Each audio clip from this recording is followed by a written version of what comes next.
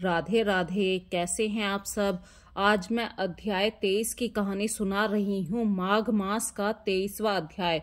लोमेश ऋषि कहने लगे कि जिस पिशाच को देवधूति ने मुक्त किया वह पहले द्रविड़ नगर में चित्र नाम वाला राजा था। वह बड़ा शूर वीर सत्यपरायण और पुरोहितों को आगे करके यज्ञ आदि करता था। दक्षिण दिशा में उसका राज्य था। उसके कोष धन से भरे हुए थे। उसके बहुत से हाथी घोड़े और रथ थे और वह अत्यंत शोभा को प्राप्त होता था। बहुत सी स्त्रियों में कीड़ा करता था और अनेक यज्ञ उसने किए थे। वह नित्य अतिथियों की पूजा करता था और शास्त्र विद्या में निपुण था और ब्रह्मा विष्णु महेश तथा सूर्य की पूजा सदैव किया करता था। वह जंगल में भी स्त्रियों से घिरा हुआ कीड़ा किया करता था। एक बार वह पाखंडियों के मंदिर में गया और वेदहीन भस्म लगाए हुए पाखंडी महात्मा बने हुओं से उस राजा की बातचीत हुई। पाखंडियों ने कहा कि हे राजन, शैव धर्म की महिमा सुनो। इस धर्म के प्रभाव से मनुष्य पाप को काटकर मुक्त हो जाता है। सब वर्णों में शैव मत ही मुक्ति को देने वाला है। शिव की आज्ञा के बिना दान यज्ञ तप से कुछ नहीं बनता। शिव का सेवक होकर भस्म धारण करना, जटा रखने से ही मनुष्य मुक्त हो सकता है। जटा धारण करने तथा भस्म लेपन से ही मनुष्य शिव के समान हो जाता है, जिसके बराबर कोई पुण्य नहीं है। जटा भस्म धारण किए हुए सभी योगी शिव के सदृश होते हैं।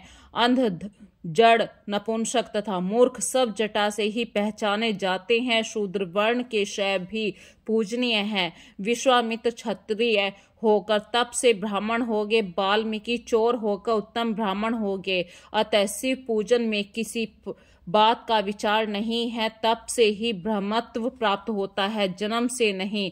इस कारण शैव का धर्म उत्तम है तथा शिव के सिवाय दूसरे देवता का पूजन न करे। शिव तपस्वी को विष्णु का त्याग करना चाहिए, ना ही विष्णु की मूर्ति का पूजन करना चाहिए। विष्णु के दर्शन से शिव का द्रोह उत्पन्न होता है और शिव के द्रोह से रौरवादिक नरक मिलते हैं। इसी से भव सागर से पार होने के लिए विष्णु का नाम भी न लेना चाहिए। शिव भक्त निशंक होकर शिव से प्रेम करता है। वह कैलाश में वास करता है, इसमें कुछ संदेह नहीं। इस धर्म के पालन करने वालों का कभी नाश नहीं होता।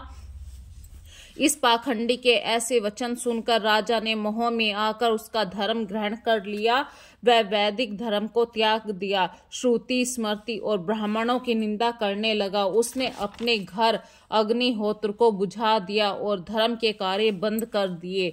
विष्णु की निंदा वैष्णवों से द्वेष करने लगा और बोला, कहाँ है विष्णु, कहाँ देखा जाता है, कहाँ रहता है, किसने देखा है। जो लोग नारायण का भजन करते हैं उनको दुख देता था। पाखंडियों का मत ग्रहण कर राजा वैदिक धर्म, व्रत, दान और दानियों को नहीं मानता था।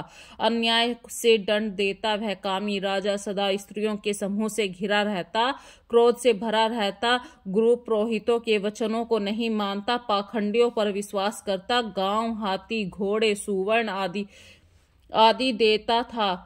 उनके सब कार्य करता, भस्म धारण करता, मस्तक पर जटा रखता और जो कोई विष्णु का नाम लेता उसका वध कर देता। यह ढूंढी पिटवा दी उसने। उसके डर से ब्राह्मणों वैष्णवों ने उस देश को छोड़ दिया और दूसरे देश में चले गए। सारे देशवासी केवल नदी के जल से जीते थे। जीविका से दुखी होकर वृक्ष आदि नहीं लगाते थे, ना खेती करते थे। प्रजा अन्न के अभाव से गला सड़ा अन्न भी खा लेती। आचार विचार अग्नि क्रिया सबको छोड़कर काल रूपी की तरह वह राजा शासन करता था। कुछ काल पश्चात उस राजा की मृत्यु हो गई और वैदिक रीति से उसकी क्रिया भी नहीं की गई। यह यमदूतों से अनेक प्रकार के दुख उठाता हुआ कहीं लोहे के कीलों पर से चलना पड़ा, कहीं जलते हुए अंगारों पर चलना पड़ा, जहाँ सूर्य अति तीव्र था और ना कोई छाया का वृक्ष था। कहीं लोहे के डंडों से पीटा गया, कहीं बड़े बड़े दांतों वाले भेड़िए और कुत्तों से काटा गया। इस प्रकार दूसरे पापियों का आहाकार सुनता हुआ वह राजा यमलोक को गया। इस प्रकार अध्याय 23 की कहानी समाप्त हुई। अब मैं अध्याय 24 की कहानी आपके सामने सुना रही हूँ। लोमेश ऋषि जी कहने लगे कि वह राजा पहले तो तामीश्री नामक नरक में गया, फिर अंधतामिश्र जहां पर अति दुखों को प्राप्त हुआ, फिर महारौरव, फिर कालसूत्र नामी महानरक में गया, फिर मूर्छा को प्राप्त हो गया, फिर मूर्छा से चेतना आने पर तापन और संत प्रतापन नाम के नरक में गया, अनेक दुखों को भोगता हुआ वह प्रताप नाम नरक में गया। तब काकोल, कुंडपल, पूर्व मृत्तिका, लोहशंकु, मृजीप आदि नरकों में होता हुआ वह 80 पत्र वन में पहुंचाया गया, फिर लोहोधारक आदि नरकों में गिराया गया। भगवान विष्णु के साथ द्वेष करने के कारण वह 21 युग तक भयंकर नरकों की यातना भोगता रहा। नरक से निकलकर हिमालय पर्वत पर बड़ा भारी पिशाच हुआ। उस वन में भूखा और प्यासा फिरता हुआ वह उसको मेरु पर्वत पर भी कुछ खाने को नहीं मिला और ना पीने को जल मिला। होत व्यता के कारण वह पिशाच घूमता हुआ एक समय प्लुप्त प्रश्रवण नाम के वन में जा निकला। बहेड़ के वृक्ष के नीचे वह दुखी होकर हाय मैं मरा, हाय मैं मरा ऐसे जोर से पुकारने लगा और कहने लगा, भूख से दुखी मेरे इस जन्म का कब अंत होगा? इस पाप रूपी समुद्र में डूबते हुए मुझको कौन सहारा देगा? लोमेश ऋषि जी कहने लगे कि इस प्रकार वेद पाठ करते हुए देवधूति ने उसके दुख भरे वचनों को सुना और वहां पर एक पिशाच को देखा, जिसकी लाल डरावनी आंखें, दुर्बल शरीर, काले काले ऊपर खड़े हुए बाल, चेहरा विकराल, काला शरीर, लंबी सी जीभ, बाहर निकली हुई, लंबे होठ, लंबी जांघें, लंबे लंबे पैर, सूखा चेहरा, गड्ढे जैसी आंखें वाले पिशाच को देखकर देवधूति ने उनसे पूछा कि तुम कौन हो? ऐसी करुणा से क्यों रोते हो? तुम्हारी यह दशा कैसे हुई? तुम्हारा मैं क्या उपकार करूं? मेरे आश्रम पर आ जाने से कोई प्राणी दुखी नहीं रहता और वैष्णव लोग आनंद ही करते हैं। सो हे भद्र, तुम अपने इस दुख का कारण जल्दी कहो, क्योंकि विद्वान मनोरथ पाने के लिए विलंब नहीं किया करते। ऐसे वचन सुनकर प्रेत रोना बंद करके विनीत भाव से कहने लगा कि हे द्विज, किसी बड़े पुण्य से मुझको आपके दर्शन हुए हैं। बिना पुण्य के साधुओं की संगति नहीं होती। और फिर उसने पहले जन्म का वृत्तांत कहा कि भगवान विष्णु के द्वेष के कारण मेरी यह दशा हुई है। जिस हरि का नाम यदि अंत समय में मनुष्य के मुख से निकल जाए तो मनुष्य विष्णु पद को प्राप्त होता है, जो सबका पालन करता है। उसी से मैंने द्वेष किया। यह सब मेरे कर्मों का फल है, जिसका ब्राह्मण तप द्वारा प्रार्थना करते हैं। ब्रह्मादि देवता, सनकादिक ऋषि जिसको मुक्ति के लिए पूछते हैं, जो आदि मध्य और अंत में विश्व का विधाता है, सनातन है, जिसका आदि मध्य अंत नहीं है, उस भगवान के साथ मैंने द्वेष किया। जो कुछ पुण्य किए मैंने पहले जन्म में किए, वह सब विष्णु की द्वेष रूपी अग्नि में भस्म हो गए। यदि किसी प्रकार मेरा यह पाप नाश हो जाए तो मैं भगवान विष्णु के सिवाय किसी और देवता का पूजन नहीं करूंगा। विष्णु भगवान से द्वेष करके मैंने बहुत दिनों तक नरक यातना भोगी और अब मैं पिशाच योनि में पड़ा हूँ। इस समय मैं किसी अच्छे कर्म के योग से आपके आश्रम में आया हूँ, जहाँ पर आपके सूर्य रूपी दर्शन ने मेरे दुख समान अंधकार को दूर कर दिया। अब आप कोई ऐसा उपाय बताएं जिससे मेरी यह पिशाच योनि दूर हो जाए, क्योंकि सज्जन पुरुष उपकार करने में देर नहीं करते।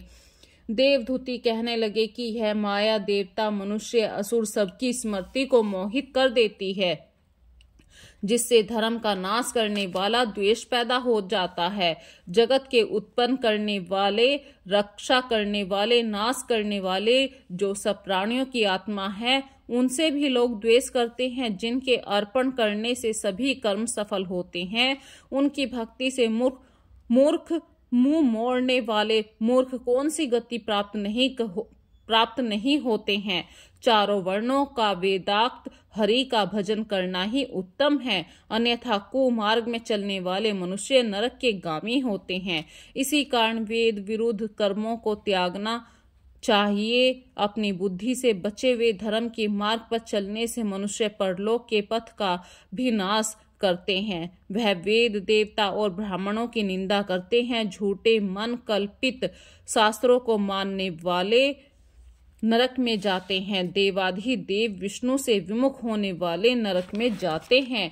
जैसे द्रविड़ देश का राजा नरक में गया, इसी कारण इसकी निंदा नहीं करनी चाहिए।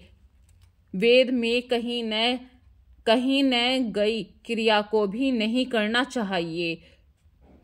लोमेश जी कहने लगे कि ऐसा कहने पर मुनि ने पिशाच को सुमार्ग बताया कि माघ मास में तुम प्रयाग में जाकर स्नान करो, उससे तुम्हारी वह पिशाच योनि समाप्त हो जाएगी। माघ मास में प्रयाग में स्नान करने से मनुष्य पहले जन्म के सब पापों से मुक्त हो जाता है। वहां पर स्नान करने से मुक्ति प्राप्त होती है। इससे बढ़कर कोई प्रायश्चित नहीं है। संसार में यह मोक्ष और स्वर्ग का खुला हुआ द्वार है। गंगा यमुना का संगम त्रिवेणी संसार में सबसे उत्तम तीर्थ है।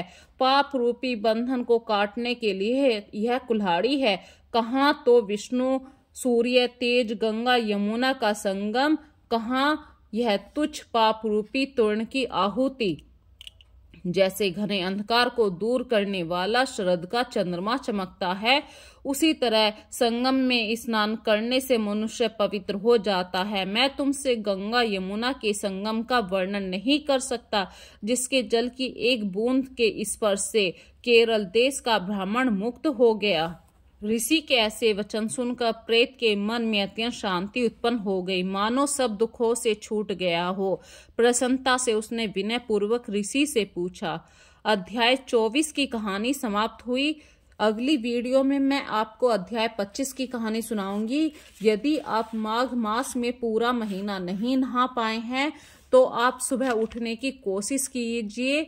यदि आप पढ़ नहीं सकते हैं तो सुन कर भी आप माघ मास का पूर्ण आनंद ले सकते हैं, पूर्ण फल प्राप्त कर सकते हैं। लास्ट के 3 दिन भी यदि आप स्नान करते हैं तो माघ मास पूरा नहाने का फल आपको प्राप्त होता है। तो कोशिश कीजिए आप नहाने की। यदि नहा नहीं सकते हैं तो वीडियो चलाकर कहानी को अवश्य सुने।